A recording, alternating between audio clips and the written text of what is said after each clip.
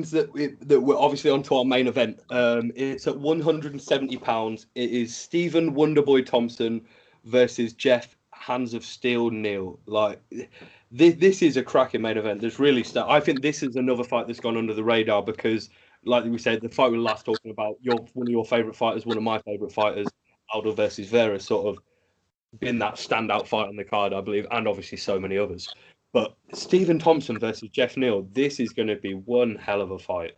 Now, Geoff Neal is that guy at welterweight that no one wants to fight, that no one's calling out his name, no one's accepting the challenge, and Stephen Thompson really is that guy at welterweight that will fight down.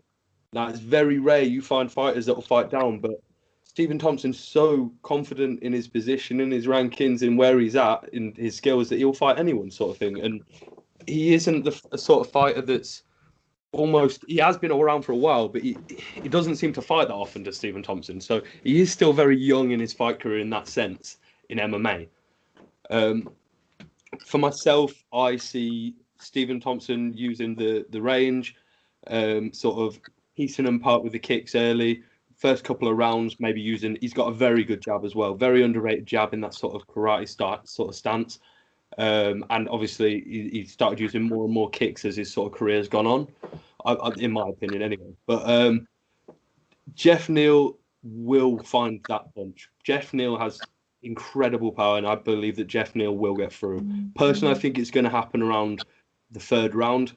I'm going to go for a Geoff Neal third round KO, but Stephen Thompson is just that good that I hate to pick against him as well. He is the nicest guy in MMA, isn't he? Who wants to pick against Stephen Thompson? And even now, I'm questioning myself right now, going, am I picking against Stephen Thompson?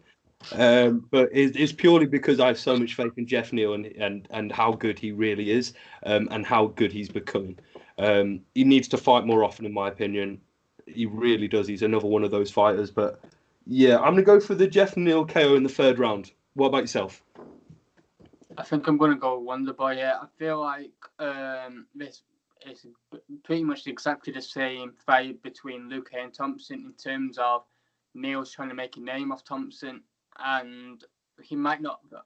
I think Luque might have fought even better opposition than what Neal has done when he fought Thompson.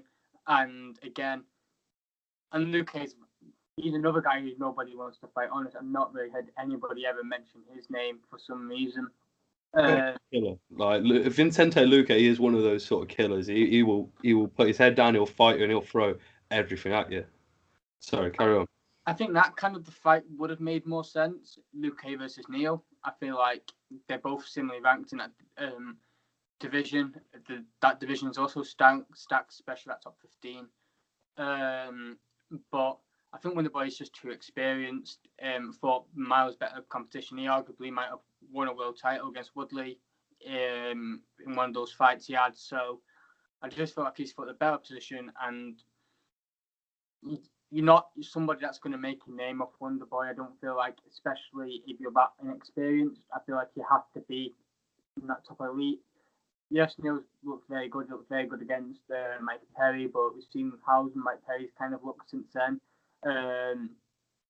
And he took Luque to a very close fight, but ever since that fight, he kind of dropped off. So I just feel this is too soon for Neal. I feel Neal could have even fought Ponzi. I think that was heavily discussed at the time. But Ponzi, obviously, we don't know what's going on with him. He's meant to fight Muslim Salikov. Hopefully, he gets an opponent next. But I think just Wonderboy striking is just on the next level, and I'm glad that he's putting kind of like the karate on the map, kind of. I feel like there's not as many guys from karate who've done as well as he. Wonderboy's done. Obviously, you've got Michelle Waterson, who's done decent in that flyweight, in that strawweight division. But hopefully, he can continue to do well, and we see more people from the background do karate, and I feel like he's going to win by a decision quite heavily, I think 4-1. Fair enough. Well, I think another reason that I'm backing Geoff Neal in this fight is I think it's one of those where I'm trying to will it into it's like, I want this to happen more than I know it is going to happen. This fight could go either way for me. But the welterweight division, the top 5 is so stagnant that if Wonderboy wins this fight, where does that leave us for another year? is sort of we're waiting for Colby versus George, Colby versus anyone. Maybe, to be honest, Colby could sell a fight against Dana White right now. He is, as much as you might love him or hate him, he can sell a fight. We're waiting for Usman versus Burns for what almost feels like 10 years now. It feels like a long time. I want to see Usman versus Burns. More so, I want to see the divisions keep moving and see. It is fun to see.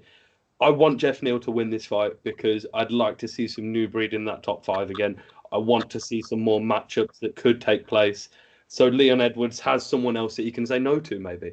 Who knows?